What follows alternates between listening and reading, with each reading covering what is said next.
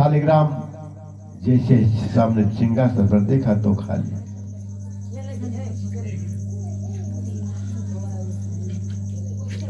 नंद बाबा बोले मेरे शालिग्राम जी कहाँ गए? फूल को हटा कर देखे, तुलसी को हटा कर देखे, बाएं तरफ देखा तो कुछ नहीं। जब दाई तरफ देखा तो आंख बंद किए दूसरे भगत जी बैठे हैं और मुंह फूला हुआ है। बाबा ने कहा लाला तो यहाँ पूजा घर में कैसे आ गए हो? बोले ओह, अरे तू पूजा घर में काहे को आयो? बोले ओह। बाबा ने देखा कि मुंह फूल रहा है। लाला तेरे मुंह में कहा है? बोले ओह। बाबा को आई गुस्सा और जैसे ही कुलचा मारे कबाक से शालिग्राम जी बाहर आ गए। बाबा ने कही हे भगवान ये कैसो उधमी छोरा है, मेरे भगवान को ही खा गए हो।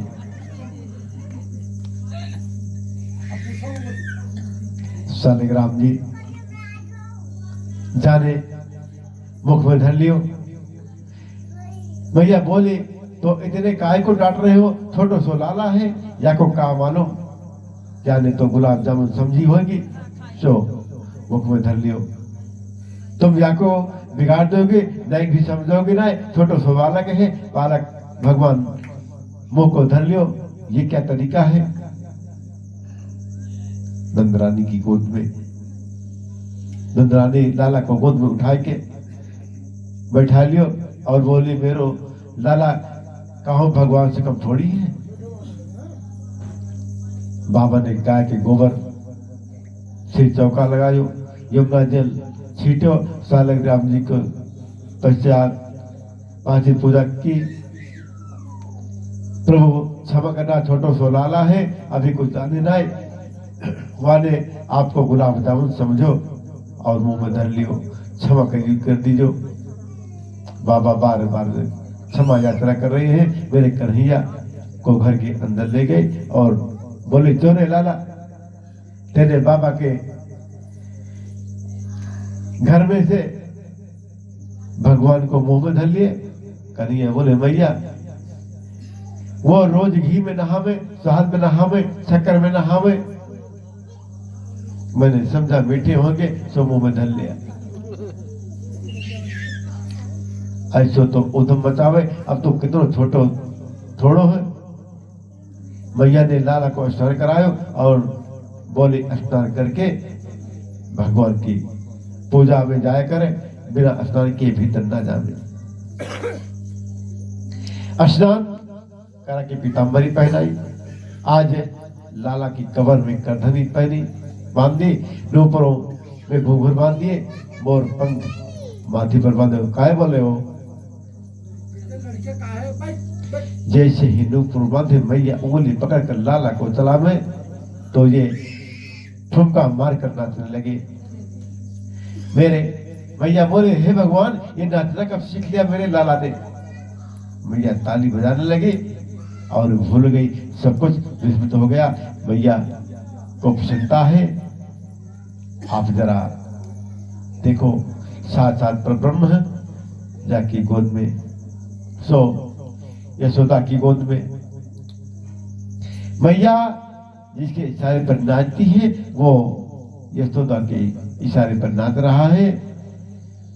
शेष महेश गणेश दिनेश, शेष महेश गणेश दिनेश, सुरेश हूँ जय चाहे निरंतर ध्यावे, ताहि अखंड अनंत अनाद अछेद अभेद सुभेद बतावे। नारद से सुख व्यास रहे, पचिहारे कोई पुन पार लगावे, ताहि अहिर की छोरियां छछियां भरी छाछे पे नाचे नचावे। आपका हृदय ही सुंदर मंदिर है, हृदय रूपी मंदिर में पर ब्रह्म को नचाइए, भाव से गाइए तो नाचेगा, भाव का दर्शन करे। यशोदा के लाला को कोई चीज अच्छी नहीं लगती, मैया कोई तो साला उड़ाती है कभी तो साला उड़ती है, नहीं उड़ते गोविंद, क्योंकि उन्हें कारी कमरियां ही अच्छी लगती है। ऐसा सुंदर नृत्य गोपाल करते हैं। यशोदा के भाग की कहीं न जाए, इसके संसार जिसके इशारे पर नाचता है, वो यशोदा के आंगन में वो ब्रह्म नाच रहा है, क्योंकि यशम ददाते इति यशोदा, यशम ददाते इति यशोदा। कृष्ण चरित्र में जो यश प्रदान करे उसे यशोदा कहते हैं। एक और बात, राधा रानी की माता का नाम क्या है? कीर्ति। और कृष्ण की माता का नाम क्या है? यशोदा। यदि आप व्याकरण के हिसाब से उसका शाब्दिक अर्थ देखें तो कीर्ति ददात इति कीर्तदा, यशम ददात इति यशोदा। जो कीर्त दे वो कीर्तदा और जो यश दी वो यशोदा। यश माने कीर्त और कीर्त माने यश। राधा और कृष्ण दोनों की माताओं का नाम का अर्थ एक ही होता है। यदि लाला की लीलाओं में यशोदा यश प्रदान न करे तो गोविंद को कौन जाने, गोविंद को कौन पहचाने। ऐसा सुंदर चरित्र कृष्ण का मैया जब नृत्य करा रही है लाला को, तो 2-2.5 वर्ष का कृष्ण आज है। रुनुक झुनुक पायल बज रही है। आज ये ब्रजवासी, ये ब्रज में गोपियां, एक गोपी ने गोविंद को पकड़ लिया और उस गोपी का नाम है सुतरूपा। वेद के मंत्र गोपी बन गए। गोपी का मन मयूर रूपी नाचने लगा। दौड़ी दौड़ी गोपियां की मंडली में गई। गोपियां बोली, क्या बात है, क्यों इतने खुश हो रहे हो? गोपी बोली, शास्त्र में लिखा है, सुनो सके कतुमेकम नंद निगेता नेता मृणाजिष्टम गोधूल धूसर तांगम नित्य वेदांत सिद्धांता। मैंने आज विचित्र दृश्य देखा। गोपियां बोली, क्या देखा? बोली, गाय की धूल से दूषित अंग वाला वेदांत प्रतिपाद्य ब्रह्म आज यशोदा के आंगन में नाच रहा था। इस बात को सुनकर गोपियों के नेत्र नम हो गए और गोपियों ने मन में सोचा कि हम गोविंद का दर्शन कैसे करें।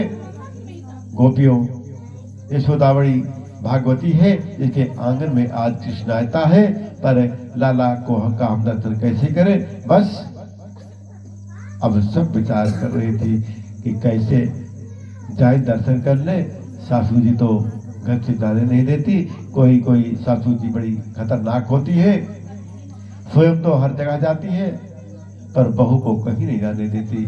बहुओं ने सोचा कैसे भी हो जाए आज कृष्ण का दर्शन करेंगे।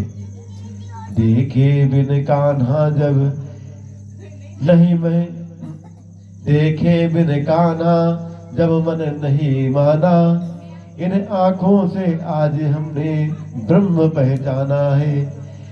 कृष्ण पद कमलों में मन को लगाना है। इन गोपियों का ताना तो एक बस बहाना है। बुलाने के बहाने कृष्ण का दर्शन करने के लिए चल दिए। सासू जी सवेरे गई थी शिव मंदिर में जल चढ़ाने। नई नई बहुओं ने घर की जितनी मटकियां थी सारी मटकियों को फोड़ दिया। सासू आई, बहू ये मटकी कैसे फूटी पड़ी है? बोली, माता जी नंद जी के लाला आए और मटकी फोड़ कर चले गए। सासू जी बोली, अच्छा वो नंद के छोरा की इतनी हिम्मत, मैं घर आकर मेरी मटकी फोड़ कर चले गए। बहू यदि मैं जाऊंगी तो बात ज्यादा बढ़ जाएगी, इसलिए तुम जाओ हमारी तरफ से यशोदा को उलाहना लेकर आओ। गोपियों ने कहा, बड़ी खुशी की बात है, उस उलाहने के बहाने आज हम लाला का दर्शन करेंगे। इन गोपियों का ताना, ये उलाहना तो बहाना है। ये ब्रज में जो है नई बहुओं को 1-2 साल बड़े पर्दे में रहना पड़ता है, ऐसा नियम है। अब आज दर्शन करने का बहाना मिल गया, मटकी फूट गई, सो उलाहना देने जा रही है। माता यशोदा बड़े अपने घर में कर रही थी पूजा, खिड़की से देखा ये नई नई बहू आज मेरे घर आ रही है। लाला, आज लाला का जन्म तो नहीं है, एकादशी व्रत की कथा भी नहीं है, सत्यनारायण की कथा भी नहीं है, तो क्यों आ रही है मेरे घर? भैया घर के चौक में गई और नई बहू घर आती है तो आश्चर्य होता है। आओ बहना, कैसे आई बोलो। गोपी यशोदा के महल में प्रवेश करते ही बोली, पहले ये बताओ कि आपके लाला कहाँ है? कहाँ है?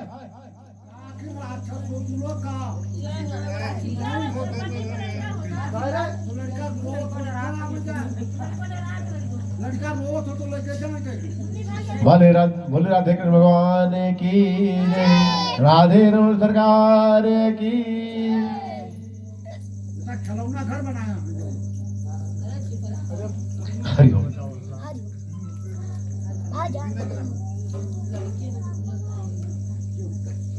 गोपियों ने कहा, पहले बताइए आपके लाला कहाँ है? वहां तो सैकड़ों गोपियां पहुंच गई। किसी ने 2 मटकी फोड़ी, किसी ने 4 मटकी फोड़ी, एक गोपी ने तो घर की सारी मटकियां ही फोड़ दी। चौराहे पर आकर सब मिल गए और सब आ गई। मैया बोली, क्यों मेरे लाला ने कुछ उधम क्यों कहा? गोपी बोले, पहले ये तो बताओ कि आपका लाला कहाँ है? मैया बोली, लाला तो पल्ला में सो रहे हुए दिखे। मैया ने आवाज लगाई, सो पल्ला से निकलकर गोविंद आगे। जैसे ही अपने घर में गोपियों का झुंड को देखा तो कन्हैया ने सोचा, आज फिर कोई नाटक है गए दिखे। माँ यशोदा की साड़ी के पल्लू को पकड़कर खड़े हैं आचार्य सुधीर। कहते हैं, राजन एक बार तुम दर्शन तो करो इस झांकी का। काल भी जिसके भय से भयभूत होता है, आज वो यशोदा के भय से उनकी साड़ी के पल्लू में थर थर कांप रहा है। इस डर से कि शिकायत करेंगी तो आज फिर पिटाई होगी। माँ यशोदा ने लाला के सिर पर हाथ रखा, बगल में खड़े हो गए डर के मारे। मैया बोली, कहा ओ तो बताओ मेरे कन्हैया ने? गोपियों जो कन्हैया जो उलाहना दे रही है श्री सुखदेव जी के अर्थों में, शब्दों में। कितने गजब की उलाहना है। कह रही है गोपियां, आपके लाला हमारे घर में जाए और हमारे बछड़न को खोलकर भाग जाए। भैया बोले, तुम्हारे बछड़न को जब लाला खोल देवे तो काम ही तो करे। बोले, नहीं, जब पता चलो कि गाय तुम्हें को समझ आयो है तो 1 घंटा पहले ही बछड़न को खोलकर भाग जावे। बछड़ा सवेरे दूध को पी जावे, एक बूंद भी दूध नहीं मिले। बताओ। भैया बोली, सुनो, यदि ऐसो उधम लाला क्या करे तो तुम या को नेक डांट दिया करो। आंख दिखाकर डांट दोगे तो उधम ना करोगे। बोली, यदि वह आंख निकाल कर लाला को डांटे तो हमको देखकर खिलखिलाकर हंस जाता है। अब यशोदा रानी इनकी हंसी देखकर हमारी सबरी गुस्सा ठंडी हो जाए। मैया बोली, तो मैं कहाँ करूँ बताओ? गोपी बोली, हमारे घर में जाकर चोरी करे। मैया बोली, छोटो सो लाला चोरी करने को कहा जाने। यदि ये ऐसी चोरी किया करे तो तुम या को नेक राजी से माखन दे दिया करो। राजी से माखन दोगे तो चोरी कायम करेगा। गोपियां बोली, नहीं, जब हम इसको राजी से माखन देवे तो टेढ़ो मुंह करके बोले, मैं तो चोरी की माखन खाऊंगा, वो मुझको मीठू लगे। अब बताओ हम क्या करें? मैया बोली, तो को शर्म नहीं आवे? जरा सी माखन की खातिर और लाला देवी आ गई। मेरे छोटो सो लाला जाने कितनो माखन खाए गए होगा। जाता फिर जाता 50 ग्राम मेरे घर से 50 मटकी माखन ले जाओ, कोई कमी थोड़ी है। गोपी बोली, आप तो नाराज हो गई। आपको लाला चोरी करके भी माखन खावे तो बुरा नहीं बने, पर ये स्वयं थोड़ी खावे, ये चोरी करवे जावे तो पूरी मंडली को खिलावे। इनकी मंडली का नाम है, मालूम है क्या नाम है? बाल गोपाल चौर विद्या प्रचार प्रसार मंडल। क्या नाम है? बाल गोपाल चौर विद्या प्रचार मंडल। ऊपर से ऊपर बंदर मंडली, नीचे ग्वाल मंडली। बंदर को माखन उड़ावे, अच्छा माखन खाकर मटकी को तो सालमा छोड़ दे, वो मटकी को धड़ाम से फोड़ देवे और मूसर पर ताव देके निकल जावे। नंद का लाला चोरी करके जा रहे हुए को हिम्मत हो तो पढ़ कर दिखावे। 2.5 वर्ष का लाला है, वो तो पर ताव दे जावे, हिसाब तो लगाओ। भैया ने कही एक काम करो, तो अपनी मटकी को ऊपर छीके पर टांग दोगे तो लाला छोटो है, या को हाथ मुंदा पहुंचोगे तो चोरी कैसे करो? गोपी बोली ये भी कर चुकी हम, आपके सामने ये 3 बिलात के लगे। बाहर निकलते ही चौकड़ी धर कर भागे, ऊपर नीचे ओखर खड़ा करके, ऊपर एक सखा खड़ा करके, वहां के ऊपर आप खड़े होकर प्रेम से खावे। भैया बोले अच्छो, बोले एक बार तो हमको इतनी गुस्सा आई कि हमने अपनी दही की मटकी पीपल के डाल में लटका दी। हमने देखा आज लाला चोरी कैसे करेंगे, खिड़की से देख रही थी हम। आपके लाला कहीं से 25 हाथ का लंबा बांस लेकर आए और मटकी के नीचे से बांस मार दिया, मटकी फूट गई। ओग लगाकर उसके नीचे खड़े हो गए, नंबर बाई नंबर सब पी गए दही को। भैया बोली इतनी बुद्धि हमें कहां से आए? नेक लाला सो एक बोली बुद्धि की बात आपको क्या बताओ यशोदा जी, इनके पेट में दाढ़ी है 1.5 हाथ की। परसों की बात, मेरे पति को जन्मदिन हो, अपने पति के जन्मदिन की खुशी में हमने घर में 56 भोज बनायो। आपके लाला जाकर पाटा पर बैठ गए, भाभी जी भोग लगाओ। मैंने कही लाला अभी सत्यनारायण भगवान की पूजा होगी, फिर पंडित जी भोजन करेंगे, बाकी बाद तुम्हें प्रसाद मिलोगे। तो कन्हैया बोले हमसे बड़ो भी कोई भगवान है का? पहले हमारे भोग लगाओ। मैंने थोड़ा डांट दिया, नहीं ऐसे नहीं मिलोगे। पाटा से उठे, बोले जो होगी सो देखी जाएगी, भाभी आज हम तुमको ही देखेंगे। नाराज होकर चले गए।